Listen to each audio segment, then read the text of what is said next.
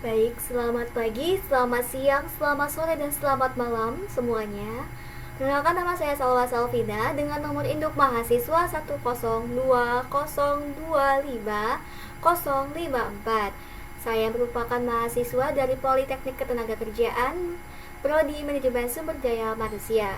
Pada kesempatan kali ini saya akan menjelaskan mengenai apa itu negosiasi, bagaimana sih strategi, taktik, dan goals yang harus kita susun agar negosiasi kita ini dapat berjalan dengan baik dan mendapatkan hasil atau keputusan yang kita inginkan atau yang kita ekspektasikan. Baik, kita mulai dari pengertian negosiasi itu sendiri. Negosiasi merupakan suatu proses komunikasi di antara kedua belah pihak, di mana kedua belah pihak ini memiliki kepentingan yang berbeda.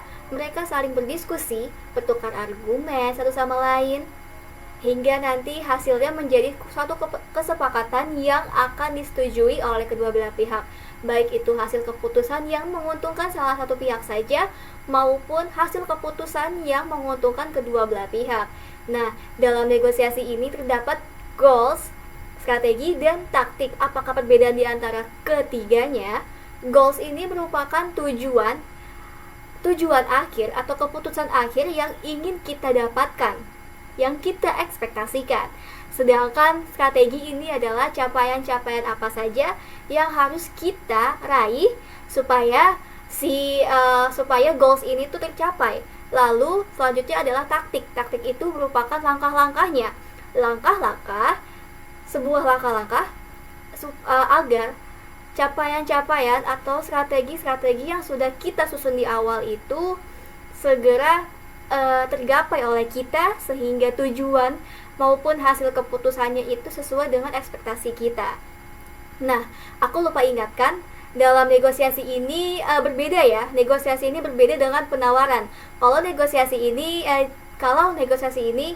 hanya dilakukan kedua belah pihak saling bertukar argumen, sedangkan penawaran ini hanya dilakukan oleh satu pihak saja yang melakukan atau mengeluarkan pendapatnya, sedangkan pihak lain hanya mendengarkan saja. Kalau penawaran ini tuh bisa ditanggapi, bisa enggak. Misalnya penawaran harga di pasar, jadi yang menawarkan atau yang melakukan penawaran itu hanyalah pembeli, sedangkan penjual ini boleh merespon, boleh tidak. Baik, saya lanjut pembahasannya ke etika negosiasi. Nah, dalam bernegosiasi, kita harus menyampaikan suatu argumen atau pendapat yang kita sampaikan itu harus menggunakan bahasa yang sopan serta kalimat yang terstruktur agar pihak lawan memahami apa yang kita sampaikan. Nah, adapun tindakan-tindakan yang tidak etis dalam negosiasi itu yang pertama adalah bluffing. Bluffing itu adalah melebih-lebihkan suatu informasi yang kita dapatkan, terus kita sampaikan kepada pihak lawan dengan ekspresif di wajah yang terlalu berlebihan. Lalu tindakan yang tidak etis lainnya itu adalah memanipulasi lawan, memanipulasi kelemahan lawan gitu. Jadi kelemahan lawan ini kita manfaatkan dengan cara kita menghina dia, menghina argumentasi dia, menjatuhkan argumentasi dia, dan menanggapi dengan kata-kata dan kalimat-kalimat yang tidak enak. Dan oke, kita lanjut ke pembahasan selanjutnya. Baik, kita akan melanjutkan pembahasannya ke model kepedulian ganda dalam negosiasi. Model kepedulian ganda ini terbagi menjadi 3. Yang pertama adalah model kepedulian ganda kolaboratif, yang kedua model kepedulian ganda non-kolaboratif, dan yang ketiga adalah gabungan keduanya. Apa itu model kepedulian ganda kolaboratif? Yaitu model kepedulian ganda kolaboratif adalah di mana kedua belah pihak ini saling bernegosiasi, sedangkan yang non-kolaboratif ini di mana kedua belah pihak ini tidak sama sekali melakukan kolaborasi.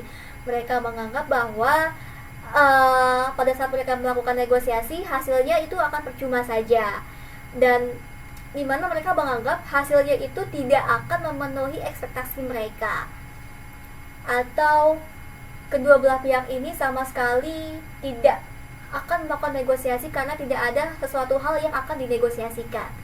Nah, yang pertama ini saya akan jelaskan dulu. Yang pertama itu tadi ada kolaboratif ya. Kolaboratif ini terbagi menjadi 3, ada akomodatif, yang dimana hasil keputusannya ini tidak akan mempengaruhi atau negosiasi mereka ini berjalan hanya dengan tujuan hanya untuk mempertahankan suatu hubungan saja. Lalu yang kedua itu ada distributif, hasil keputusannya ini hanya menguntungkan salah satu pihak saja. Lalu yang ketiga adalah integratif, di mana hasil keputusan dari negosiasinya ini menguntungkan kedua belah pihak, seperti itu.